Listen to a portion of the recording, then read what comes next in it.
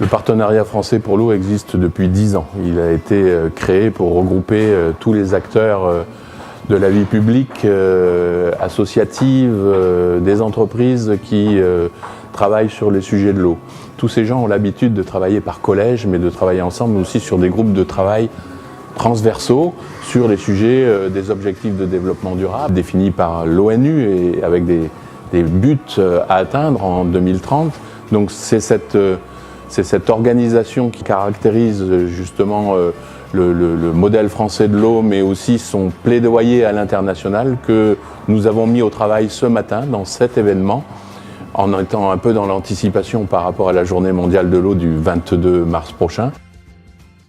Et moi, je suis absolument ravie de lancer cette journée de travail sur les objectifs de développement durable avec le partenariat français sur l'eau, puisque nous avons maintenant au sein du ministère la charge de mettre en route l'ensemble du pays pour l'atteinte de ces objectifs de développement durable pour 2030.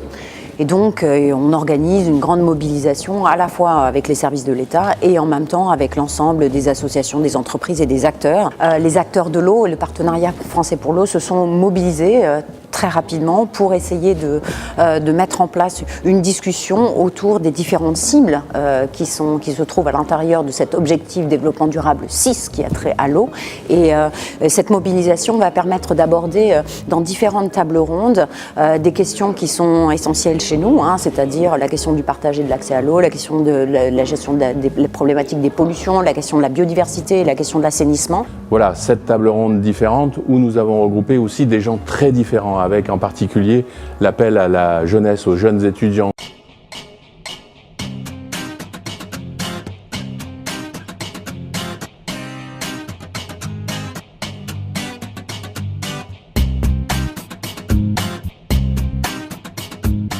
Dans cet atelier sur l'eau potable, ce qui était intéressant, c'est de voir qu'à travers différents acteurs venant de tous horizons, il y a une synergie qui se crée pour trouver des solutions. Et je crois que c'est enrichissant que la population, le citoyen, se réapproprie cette problématique en passant par la valeur des choses, la valeur de l'eau, la valeur de la biodiversité, la valeur de l'environnement. Et on verra que tout seul, le citoyen de la planète va prendre conscience de ce trésor et il aura l'instinct de le protéger.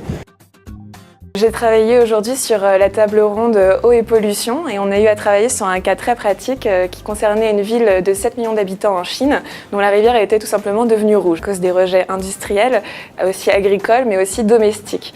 Donc autant d'acteurs à cibler pour trouver des solutions spécifiques mais partagées par tous et comprises par tous et pour créer une adhésion afin que le projet marche. Pour les rejets domestiques, on a plutôt orienté vers une politique publique qui orientait les populations à se raccorder au réseau dans un délai d'1 an, sous peine d'une amende, mais aussi pour bien que ce coût auprès de la population soit accepté, on a développé des actions de sensibilisation pour bien faire le lien entre la santé publique et le raccordement au réseau d'eau usée.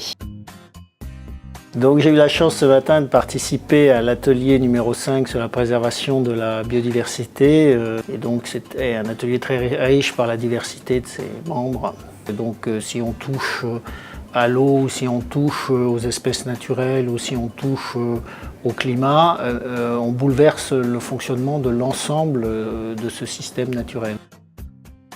J'ai écrit jusqu'à présent 3 romans sur le réchauffement climatique, j'en ai un 4e en cours, dont le premier était justement sur le problème de l'eau et les conflits que ça peut engendrer.